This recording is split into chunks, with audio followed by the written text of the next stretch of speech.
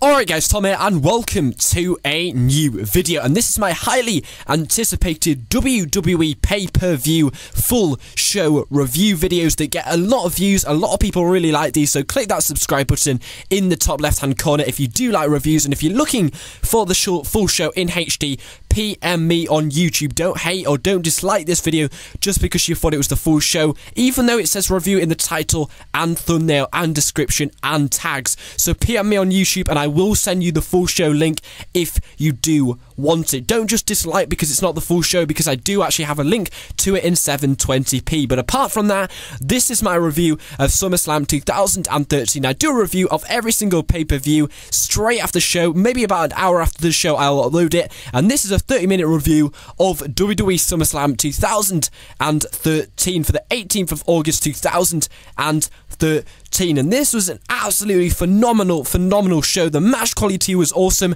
The way they can broaden out these storylines that they created at SummerSlam was really good. Like I said, the matches were great as well, which is always great. The crowd were really good. There were so many weird things that could have happened during the show, and most of that stuff did happen. A lot of stuff was really unpredictable, but it just made for an amazing show. It was brilliant to watch. I felt so emotional watching it. I was so drawn to the show. I never went away from it. I even watched the Divas match in full. Both Divas matches, in fact. Even the mixed tag team definitely was a really good match. And I loved this show. It was so good. I really loved this show. Probably one of the best pay-per-views of the year so far. One of the best pay-per-views I've ever actually watched live. And I've been watching WWE for a good 10 to 12 years. So this is a review of WWE SummerSlam 2013. We started off with the kickoff show on YouTube, live on YouTube. And to be honest, the kickoff show was actually pretty good. We had Josh Matthews, Booker T, HBK, Shawn Michaels, Mr. WrestleMania, and Vicky Guerrero on the panel. And they seem to be going with this kind of panel theme into kickoff shows. Well, personally, even though you might think, oh, it's great to get a few legends on there like Booker T and Shawn Michaels, at the end of the day, their opinions aren't actually their own opinion. Usually, most of it is scripted by WWE, so it does kind of take the realisticness out of what they're saying, because it just sounds so kind of stale, but also it just doesn't seem like they're actually thinking that. It doesn't really work for me. I hardly ever listen to what they're actually saying. I usually just wait for the match. I mean, if you wanted to watch the match, you would have only had to wait 35 minutes for the match. I mean, last time on Money in the Bank 2013, when we had the Usos versus the Shield, they had that match straight away, and I was really happy with this, but this time they went for an hour like WrestleMania. The two big pay-per-views usually get an hour kickoff show, and it did kind of drag a bit, but to be fair, the Rob Van Dam and Dean Ambrose match really was worth waiting for, and it was a really good match. Now, first off, you had Renee Young announcing that she'd be talking throughout the kickoff show and the actual full show in the Twitter and touts by WWE fans, and actually, they didn't do that, which was kind of surprising. They advertised it twice on the kickoff show, and it never actually was on the actual full show, I don't believe, so it was kind of pointless her doing that. I don't know why they scrapped that. I don't think it was on there. I honestly can't remember. Now, one of the most interesting things of this actual kickoff show, apart from the great match, was Paul Heyman announcing that the Brock Lesnar versus CM Punk match was going to be a no disqualification match. Now, personally, I think they should have built this match as a no disqualification match, because pretty much all the segments and the great promos they've done on Monday Night Raw has involved something like the announcer's table, like the chair, like something like that. So it would have made for a great match if they built it around a no disqualification match.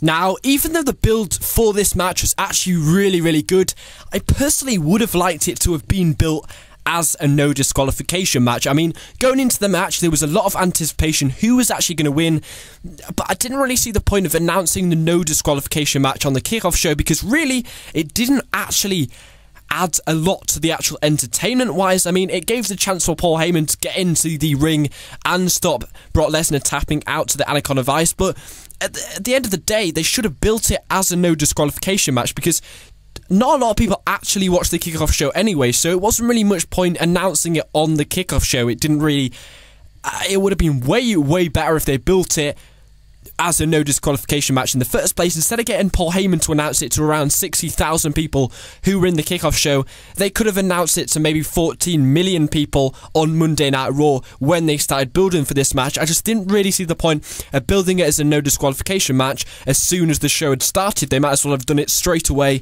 when this feud came about, because actually, to be fair, the chair and stuff did have a very big impact on the outcome of the match, and how Paul Heyman could actually get involved in the match did have a big impact on the outcome of the match. So apart from that, we had a lot of Tony Dawson skipping to around the arena, talking to some fans. There was a United fan out there. A lot of it, does sound kind of scripted, which kind of sucks. They did show a promo for AJ Lee and Dolph Ziggler in training. A lot of tweets from guys like Luke Cara and random guys from Renee Young on touts, etc. They did show the obvious 38 minutes to go and around the arena and stuff like that. And you just had thoughts from Booker T and Shawn Michaels, who are both very credible Hall of Famers, which is nice to see them on the panel. It's nice to see Shawn Michaels back on WWE TV, like I said. Vicky Guerrero, I don't think she really added a lot. She really didn't say anything at all, and when she did say it, it did sound very fake and scripted and wasn't really that constructive to what they were trying to advertise. Now, Tony Dawson had another interview, and then we were introduced to Michael Cole. You could actually hear Michael Cole talking to Vince McMahon through his microphone when they were having the last interview, which was kind of weird. You couldn't really tell what he's talking about. I think it was something about timings or something, but then we did get Michael Cole, Jerry the King Lawler, and John Bradshaw Layfield on the announce table for the first time for the next 3.5 hours, and we were getting ready for the Dean Ambrose versus Rob Van Dam match, which honestly did not disappoint whatsoever. This match did kind of take quite a long time to actually step up, but the crowd were really for Rob Van Dam and Dean Ambrose. Surprisingly, the match wasn't actually built that well, but the crowd was really behind this. I mean, at the start of the kickoff show, I did actually tweet out I was surprised that there was literally nobody in the arena because they just opened the doors, but as soon as the Rob Van Dam and Dean Ambrose match was on, they all started piling in. They dropped their beers and went and watched this match, because this is a proper wrestling match. You've got two guys who rarely put on a 4 out of 5 match. They usually go out and consistently produced an entertaining and great wrestling match, and honestly, they went one better. This match is actually really good. There was one part where Rob Van Dam went for the corkscrew, and then Dean Ambrose stuck his legs out and reversed it. That was a really good move. And to be honest, the match itself was really exciting, and I was really impressed with both Rob Van Dam and Dean Ambrose. I mean, I was expecting Dean Ambrose to have full control of this match so Rob Van Dam could put over Dean Ambrose cleanly, but that's not really what happened. To be honest, I did predict exactly what was going to happen. I thought what was going to come out with it was another match added to the card where it would be Dean Ambrose, The Shield versus Rob Van Dam, Mark Henry and Big Show, where all the titles would be on the line on the full show, so you get the Shield on the card. But that actually didn't happen. The first bit for the build that I thought would make that happen did actually happen. Now, as soon as Rob Van Dam hit the 5-star frog splash, the Shield's music hit, which actually killed the crowd quite a lot, really. And then the Shield came down, which distracted Rob Van Dam, obviously. And then, obviously, Mark Henry and Big Show came out like I predicted. And then they went to commercial. It was like the worst timed commercial ever, and then they went back on from the commercial on a pre-show, which you watch for free, and then the match just carried on like normal. Now, that was all good and stuff, but I mean, it kind of ruined a really good match, because as soon as you had the Shield come out and then Mark Henry and Big Show, the crowd kind of got a bit... They kind of died slightly when both of these came out, and they didn't honestly add a lot to the match. I mean, it's nice to see they're building. It seems like they're building some kind of feud between the Shield and Rob Van Dam, Mark Henry and Big Show, whether they'll go for a tag team title match at Night of Champions, which was heavily advertised through the show, actually. I don't know, but... to be honest, I would have much rather the Shield just attack Rob Van Dam as soon as he hits the he didn't actually hit the 5-star frog splash the first time. He was going to, the Shield came out, like I said, but as soon as he hit the 5-star frog splash for the first time, Roman Reigns speared Dean Ambrose, which basically broke up the match and means the United States Champion Dean Ambrose does retain. Personally, I would have much rather seen Roman Reigns and Seth Rollins attack Rob Van Dam, maybe from out of the crowd or under the ring, as soon as he hits that 5-star frog splash out of nowhere, because I think as soon as they came from the crowd and then Mark Henry and Big Show came out, it just took away the edge quite a lot, actually, and it kind of killed the match quite a lot. I mean, they still were pulling out all the stops and making a great match. It just killed the match quite a lot, and it was pretty obvious that they weren't just going to stand there and not do anything. They were going to get involved in the match. But actually, the match quality was great. I'd give it probably a 7 out of 10. I would have much rather seen this on the full show, but I see why it wasn't really. I mean, there wasn't a lot of build, but I think they could have built this match quite a lot, really. It was pretty much to get the United States Championship on the actual match card. Spending quite a lot of time on this match, really, when there's not really a lot to talk about. I was quite disappointed in the ending. I think I would have much rather the Shield come out of nowhere. It was pretty obvious. I predicted pretty much everything that happened in this match, apart from the outcome, which was a match on the full match card. But I thought that was kind of long-winded, so I was kind of happy they didn't have that, because a non-built squash match would have kind of ruined the great SummerSlam 2013 show, which really lost a lot of momentum through the show. As soon as they started with the Kane and Bray Wyatt match, it was up from there, really, and that really would have kind of killed the actual show. I thought that would kind of ruined it, so I was actually kind of happy that didn't happen. We had another split second with Renee Young, and then they were setting up the Inferno match, and I was surprised they had the Inferno match first. I was expecting Damien Sandow and Cody Rhodes to start the match. It was either between Kane and Bray Wyatt or Cody Rhodes and Damien Sandow. Two great built matches, two great mid-card great built matches. It was either going to be between them two, because they're built mid-card matches and they're both built quite well. So it starts the show on a really, really good way, and they were just setting up the Ring of Fire match really now.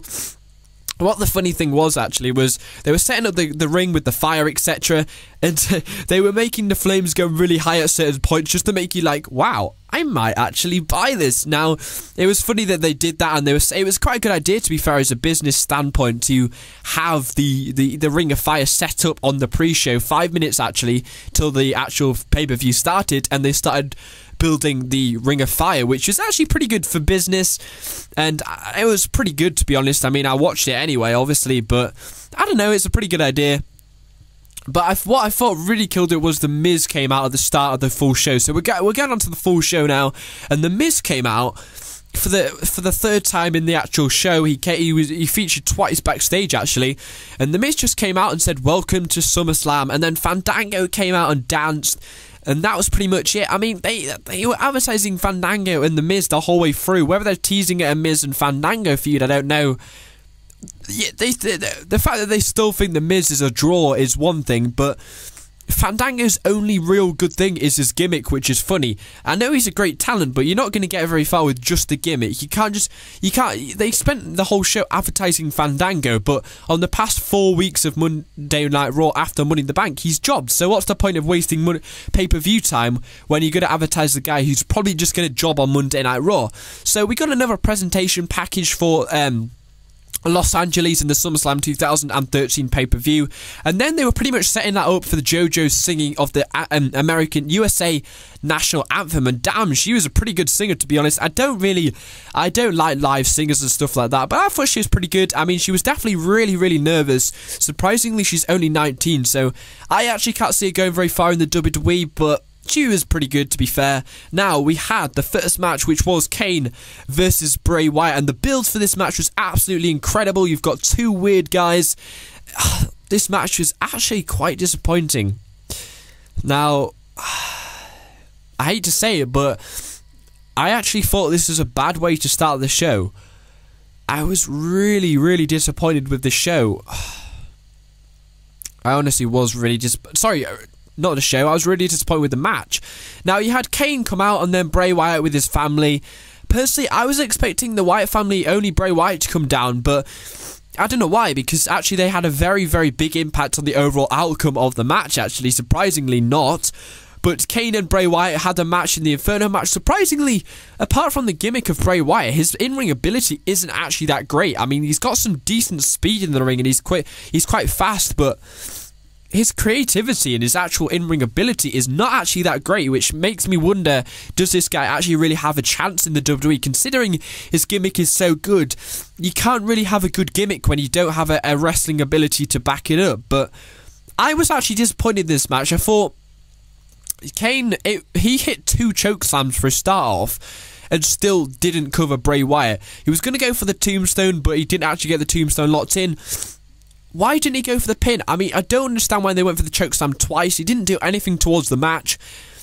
it just made the Wyatt family get even more angry. But it didn't really do a lot for the match. It just made Bray Wyatt look weak. I mean, Bray Wyatt didn't look strong at all in this match. It was all about the Wyatt family looking strong. Now, if you're going to get 3 guys to put over Kane, who Kane hasn't looked that great in the last few weeks, if you're going to have 3 guys attack 1 guy, it doesn't look that great. To be fair, it didn't look that good, to be honest. I mean, the crowd, they were pretty quiet throughout this match, surprisingly. I don't know if they were surprised or quite... they just liked the flames or something. They just really weren't into this match at all. Well, basically what happens, they got a kendo stick, which is hidden. They managed to set it on fire, and I thought they were going to set Kane on fire with the kendo stick. That didn't happen because the fireman put it out. Then they got a non-flammable blanket and put it over one of the flames, got the steel steps, climbed in the ring, attacked Kane, and then Bray Wyatt pinned Kane. Then after the match, they attacked Kane and walked him out. Now, personally, Kane is going to film See No Evil 2. I wouldn't be surprised if they showed backstage segments of them having Kane captured through the next few months when Kane's going to film the See No Evil 2 movie, or they are just going to make him write off the story, and when he comes back, Kane and Bray Wyatt and the Wyatt family are going to team up.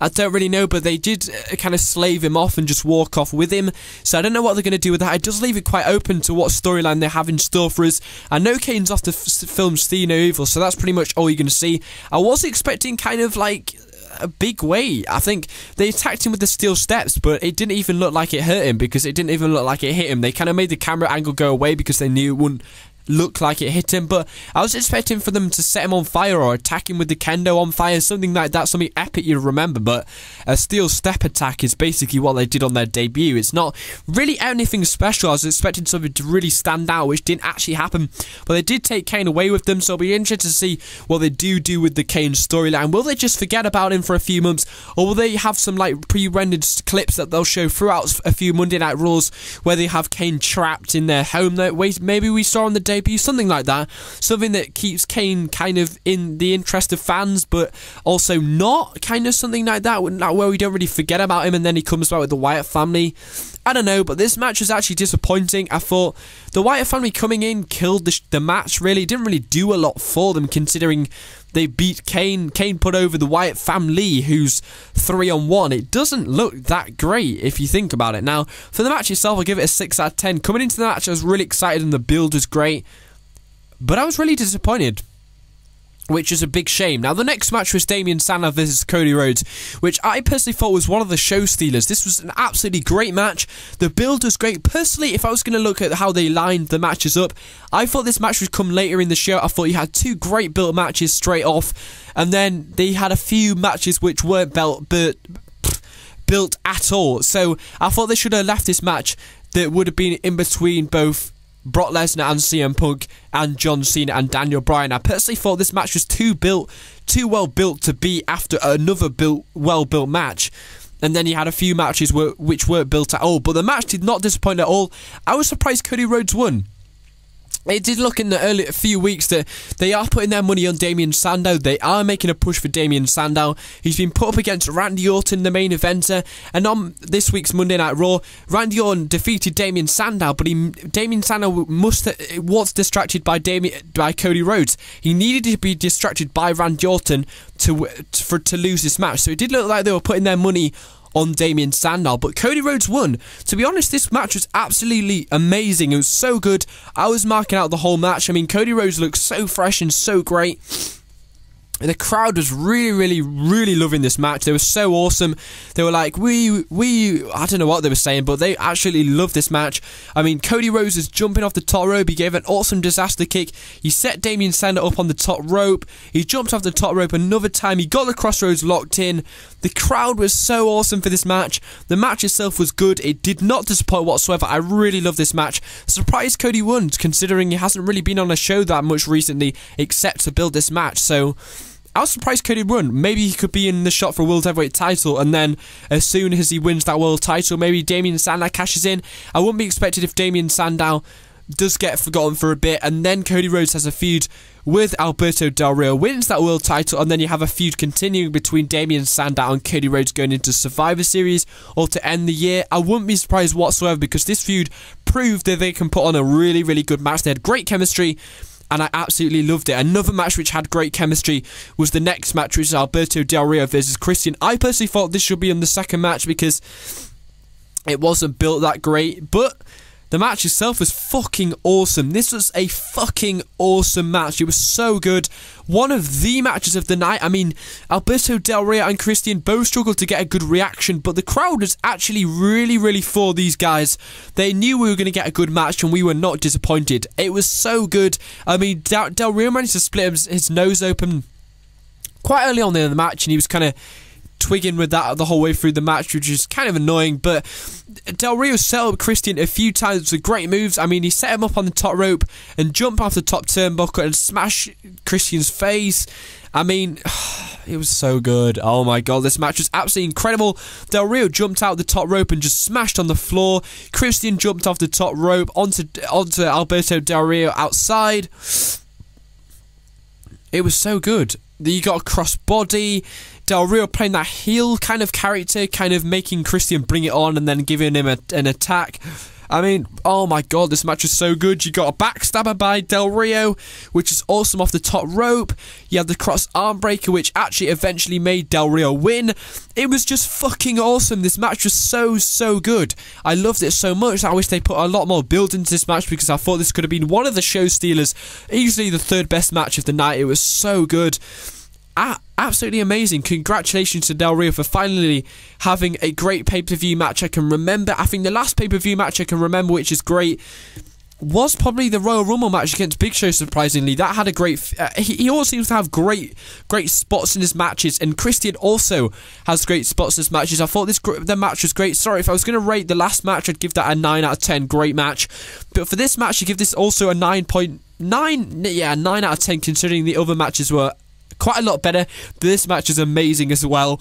I mean, Christian went for the spear. Del Rio just completely demolished him in the face with a jumping kick, a drop kick, and then he managed to reverse that into a cross arm breaker. Christian looked like he was going to get it out, and then Del Rio fully got it in and made him tap out. Amazing match. Del Rio retains. I was expecting maybe a Damien Sandow cash in, and then Cody Rhodes, just before he cashed in, attacked him to carry on the feud, but no. Del Rio cut a promo. Was actually expecting maybe Rey Mysterio to come out, actually. But no, he didn't. I thought they dropped the ball there. I thought it was perfect for Rey Mysterio to come back, and no, he's nearly fully recovered. I mean, I don't know. He said he was doing it for the Mexican people. I thought it was perfect for Rey to come back as a full-on babyface. But no, that didn't happen. We then had a cutscene between... when earlier today in the SummerSlam Access match between Maria Menounos, Natalya, Eva Marie, and I think it was Brie Bella. I think Nikki's still recovering from injury. But that match didn't look great because my stream went down, but you only saw highlights. Natalya and Maria Menounos won. And then you had Marina Menounos backstage, and shit, I'd fuck her so much. She's so hot. Jesus Christ, she is hot. I'd bang her. She'd get the old Cushnie D right up the arse. She is hot. But then Fandango came in again. So they're promoting a jobber yet again with Summer Rae. And then Fandango and Summer Rae danced. And then Miz and Maria Menounos danced. Oh, God, she's so hot. It's ridiculous. And then they just danced, and that was pretty much it. They kind of talked about Maria, why they had that match at SummerSlam Access, but really nobody cared at all. So for the next match, it was Natalya versus Brie Bella, which is surprisingly actually really good match. I mean, Eva Marie is so hot. I mean, the Bellas are so hot as well. Oh my god, this match was like so good, considering eye candy wise. This match was great. It was actually pretty good. I was surprised I actually watched it. I thought I was just going to go for the Louis, maybe a few tweets, check up on my tweets and stuff. Yeah, follow me on Twitter. Quick plug there, really. Yeah, this match was physical and great. I was expecting Natalya to carry this match, like break her back carrying it so much, but really it was pretty even. I was actually surprised how even this match was. I mean, they really didn't play that dirty. I think Eva Marie and Brie Bella, the only really dirty thing they did was pull the ring apron when Natalya was kind of standing underneath it. Eva Marie kind of forgot about that, and it was only Brie Bella which remembered to do that, which is kind of awkward. I mean, And I don't think Eva Marie really knew where to look. It was kind of really awkward. She really didn't know where to look. But the match itself was physical. Natalya won with the submission maneuver. And oh my god, this match was actually surprisingly pretty good. I actually thought it was pretty good. But Natalya won with the sharpshooter, obviously. I was actually thinking of a count-out or disqualification where nobody won, because I didn't think anybody really deserved to win. But actually, surprisingly, I'm going to give it a high rating for the Divas match, the only full Divas match on the actual match card, thankfully, which was a 7 out of 10. I'd actually give it a 7 out of 10. It was quite physical, and I was kind of impressed with Eva Marie. I'd bang her so much. She's actually really hot. Yeah, I was actually quite surprised how good this match was. God, Eva Marie, I'm looking at her now. She is hot, man, with them short shorts. But that match was actually surprisingly quite good. I didn't think anybody really deserved to win, so I was surprised Natalya won. Nice to see her finally get a pay-per-view win. Some people said that was her first pay-per-view win. Really? I don't know about that, but this match is actually pretty good. 7 out of 10. We had a Ryback scene where he poured soup down this guy's throat, down this guy's vest. I actually quite like Ryback's character at the moment, that bullyish. It's kind of like Bully Ray's come back to the WWE, but when he poured some soup onto... Sorry, it was actually not soup, it was whatever they called it. What was it? Something beginning with B. They haven't put it on this blog I'm reading. Something it was some Italian, obviously. But basically, Ryback poured that cold soup. It's like a name for a cold soup. I've forgotten what it's called. He poured the... He was complaining in the canteen that the soup was cold, but actually it was a soup which is supposed to be cold because it had a special name, but I've forgotten it. And Ryback poured that down his t-shirt, and then he poured a bucket of soup on his face. That was pretty much that. And that was pretty much that. I mean, I'm liking Ryback's new character. It's pretty awesome. And I don't know, it was kind of nice. He got on the pay-per-view but kind of didn't. But whatever, we'll skip over that match. I was surprised this match came up next, actually. CM Punk versus Brock Lesnar, the best versus the beast. Brock Lesnar sporting some new shorts, full on black with the black head. I'm just looking at this picture, and Paul Heyman looks so small compared to Brock Lesnar. And CM Punk came out. I mean, he got a great reaction. So did Brock Lesnar, actually. And Brock Lesnar looked an absolute bitch in this match. He looked so good. They made it a no disqualification match, which kind of added to the match at the end. I mean, Brock Lesnar looked an absolute beast pretty much the whole way through the match. Apart from the amazing match, I thought Paul Heyman would kind of get it a little bit more involved at the start of the match, but really, this match itself was amazing. It showed Brock Lesnar in a really, really good light. At the same time, it kind of shows CM Punk in a good light. I mean, Michael Cole was burying CM Punk the whole match. He was marking the fuck out as soon as CM Punk got any kind of offense, and it's kind of showing that CM Punk was kind of like David in David versus Goliath, but he's supposed to be the best in the world. So you're marking out to somebody knocking the Beast out, but he's supposed to be the Beast. That's who CM Punk's supposed to be. And he was kind of surprised that CM Punk was getting any kind of offense. I was kind of annoyed that he was kind of burying CM Punk when really he's supposed to be this best in the world, and he was marking out when he was getting a punch in, which was kind of weird. But then the next bit was, well, we got a belly-to-belly suplex onto the floor, which looked pretty goddamn awesome. Brock Lesnar tossed CM Punk through the off the announce table onto the other side where the Spanish announcers were. CM Punk picked up a steel chair, and Brock Lesnar just shoved it in his face when CM Punk was trying to shove it to Brock Lesnar. CM Punk, all the classic moves, jumped out from in the ring out to the outside. Then Paul Heyman just started shuffling away. Yeah, Brock Lesnar looked like a bitch in this match. He was just completely dominating him. He got a few throws. Oh my god, Brock looked like such a beast. I was so entertained. This was amazing match. It was so good. Brock Lesnar, he was phenomenal. I respect him a hell of a lot, and yeah, I respect him a hell of a lot. He's one of the most respected superstars I will probably ever respect. He is an absolute beast. He is built so well. He was just God-given strength, but also he's consistent with the matches he puts on. I mean, I was disappointed with last year's Triple H match, but God, he's really made up for the last few matches. Extreme Rules, great match. WrestleMania, pretty good match. This match was just full out. It was pretty much two technical wrestlers going at it. having a match of their lifetime. It was such an amazing match. It was hardly slow at all. They just had a full-on 20-30 minute amazing match. There's a powerbomb by Brock Lesnar.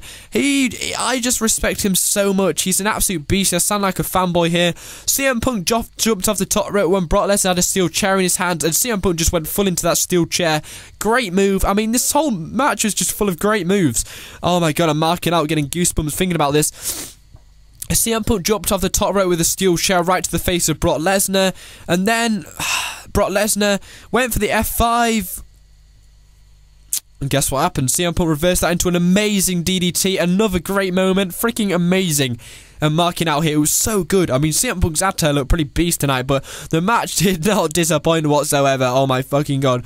CM Punk was going to get F5, but Paul Heyman was hooked by CM Punk's hand because he grabbed his tie, and Brock Lesnar just didn't know what to do. They just stood there for like 10 minutes. CM Punk was holding onto Paul Heyman's tie, and Paul Heyman just had this great face on. I'll probably tweet that out earlier. And then Brock Lesnar just won with an F5 on the steel chair. Great ending. He hit that steel chair so well. I forgot about the steel chair, and then bang, hit the steel chair. And watching a few animations on this blog. If you want the blog link, I'll link it. It's a great blog, wresblog.blogspot.co.uk. I always watch it for my review. Watch it because it has screenshots and shit, and it's really, really good to do reviews.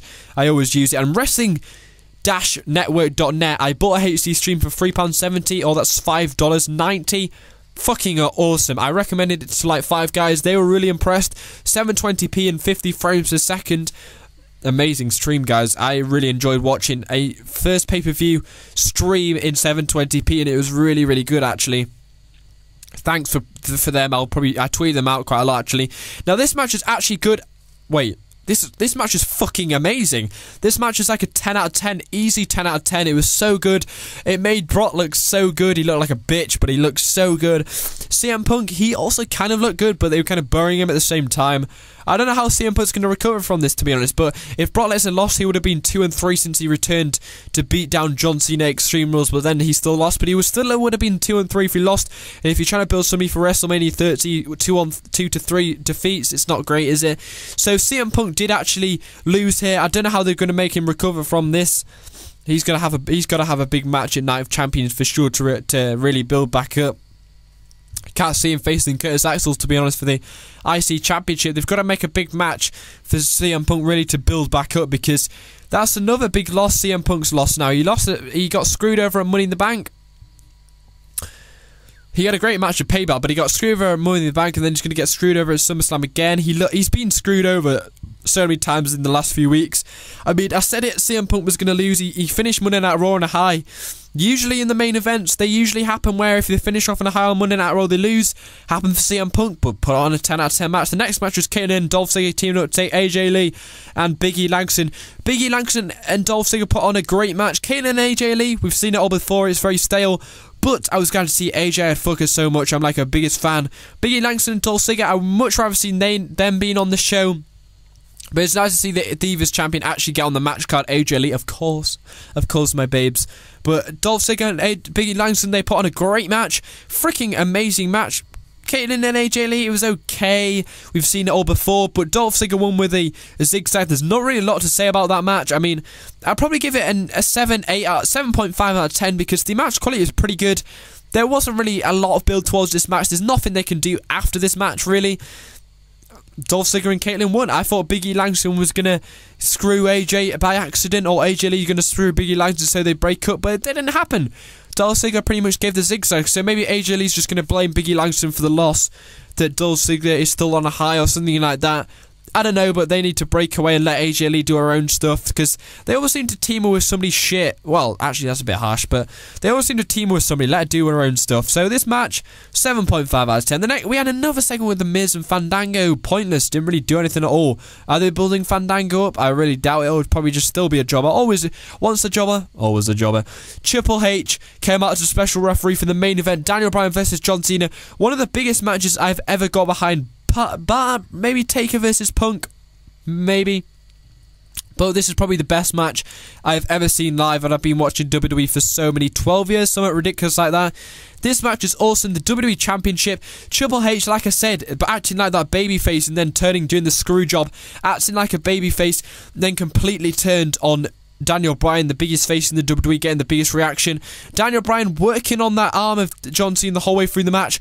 This match is freaking awesome. I remember this pin combo they did where John Cena and then Daniel Bryan were just countering everything in that pin combo. It looked awesome. Daniel Bryan looked so hot. He was doing all his traditional moves but also looking so good. John Cena was getting booed out of the building. Daniel Bryan looked so freaking over and awesome. It was so good. Daniel Bryan got busted over on the announce table with a kind of spear by John Cena, kind of like a shoulder barge. You could just hear John Cena talking through the match, which kind of ruined it a bit.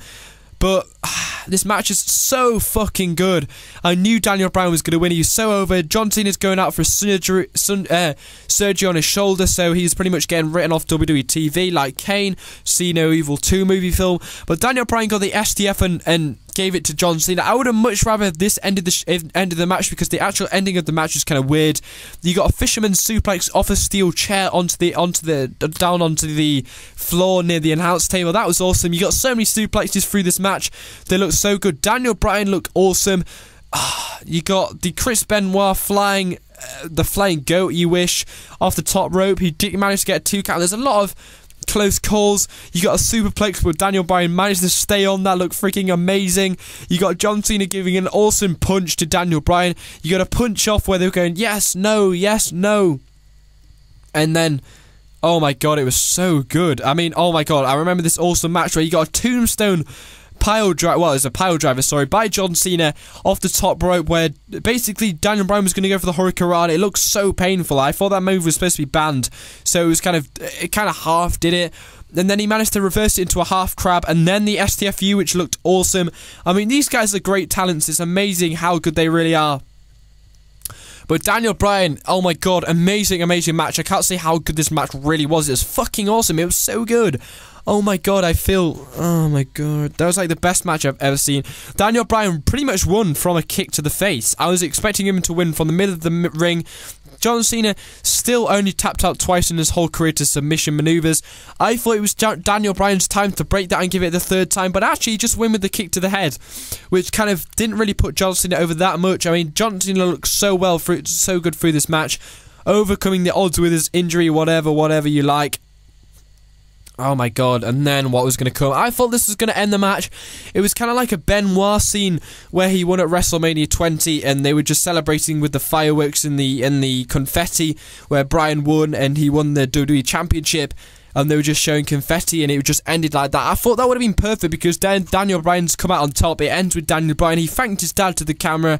It looked so good, and then they would just end it like that because it was just amazing, just a great feeling for Daniel Bryan and pretty much his whole family. I just felt so happy for Daniel Bryan, how much he's worked for. I felt so emotional. I was actually nearly crying. No, I wasn't nearly crying, but this is so good. Oh my god, it was just such a good feeling. How it ended was just weird, but I think it should have ended with a submission. But then what was to come? Randy Orton, they let Daniel Bryan celebrate for a good 2 minutes. Triple H celebrating with Daniel Bryan. I thought the Shield were going to come out and Miss McMahon and Brad Mullins and all that going to come out. So surprised they didn't actually, but kind of surprised what happened next. I wasn't surprised what happened next, really. I mean, Randy Orton came out. It was really well worked, actually. The crowd were actually, they knew Randy Orton was going to come out. They were teasing it so much, but I didn't expect to cash in because they teased it so much. I mean, I remember they doing that with Dolph Ziggler before. This ending was pretty good, actually. I mean, Randy Orton came out, just about to cash in, but Daniel Bryan looked out on a high, so he turned around and then he looked back. Vintage Randy Orton, it was so good. It was just, I had goosebumps looking at it, like vintage Randy Orton. He was like, I want to piss this guy off. I want to take his fame. So he looked back at the ring after walking away from deciding not to cash in. And then guess what happened? Triple H screw job. He pedigreed Daniel Bryan out of nowhere. Twitter went crazy. The crowd actually they killed the crowd quite a lot. Actually, they didn't really react because they were so surprised. Even though it's pretty predictable, I mean, Triple H worked that babyface so much by giving a good match. And now Triple H is heel, because next what was going to happen, Randy Orton cashed in. It was so well. I mean, oh, how he looked back and then was like, fuck it, I'm gonna piss this guy off and just cash in. And then he cashed in and he's the new WWE champion. Triple H was just going, yes, yes, yes. Randy Orton, the new WWE champion. Looking at the pictures, I'm getting so many goosebumps after watching that. I'm glad I watched it in HD. It was just such a great moment to remember. Randy Orton, what is that, 10-time WWE champion now? Freaking incredible. He's so underrated. Oh my god. But whatever, it was just perfect. You just look back at the ring, he was like, I'm going to piss this guy off. And then you just pan back to the mat thing, and then ring and Triple H, pedigree, Daniel Bryan, and then Randy Orton just ran in the ring, gave it to Triple H, they cashed in. I'm marking out. This was just so good. I love this pay-per-view so much. 9 out of 10. Easily the best pay-per-view of the year so far. Even though the pay-per-views this year haven't been that great, this was easily the best pay-per-view of the year. How they can go from this, and how the match quality and just pure epicness and pure marking out factor. 9 out of 10. I sound like such a baby right now, but I'm marking out even though it's been an hour since the pay-per-view. This review has been absolutely awesome. Daniel Bryan... Yeah, Randy Orton defeated Daniel Bryan, which kind of takes it away slightly from Daniel Bryan, but then you've got a feud for Night of Champions, really. John Cena kind of going away. I would have expected John Cena to go on more of a low by Daniel Bryan, John Cena putting Daniel Bryan over quite a lot. But when does why does John Cena ever put anybody over cleanly? I mean, he put Dolph Ziggler over, but not cleanly, because AJ Lee got involved in that. But, oh my god, this whole ending was amazing. Randy Orton, I'm going to piss this guy off and cash in, and then pedigree out of nowhere, and then cash in. Oh my god. Randy Orton, new WWE champion. 9 out of 10 for SummerSlam 2013. Your new WWE champion. Randy Orton, after a cash-in on Daniel Bryan, who finally became the WWE champion. I'd like to see Daniel Bryan go on to win at Night of Champions. But whatever, this was absolutely amazing show. Thanks for sticking with me if you're still watching after what is it like, oh god, I clicked on a link on that thing. 40-ish minutes still in, which is absolutely incredible considering you guys are still listening to me rambling on, but I just marked out because I love the show. 9 out of 10. Thanks for watching. Thanks for wrestling-network.net for doing a HD stream for £3. Bargain. I loved it. A lot of guys said they loved it if I recommended it to them. I love this show. I got blocked from Twitter. I was tweeting so much because it was so epic. Thanks for watching. It's currently 5 minutes to 5, and I started this at 4 o'clock, so I have been doing this for quite a long time. Thanks for watching. Randy Orton, the new WWE champion, leaves a lot open for Monday Night Raw tonight, so thanks for watching. Hopefully you enjoyed this video. 9 out of 10 for SummerSlam 2013. Great show. Thanks for watching, and goodbye. Thanks for sticking with me. Subscribe, and don't dislike. Thanks for watching, and goodbye. 9 out of 10 for SummerSlam. Randy Orton, the new WWE champion. Take care. Spite your hair. Woo woo, you know it. Take care.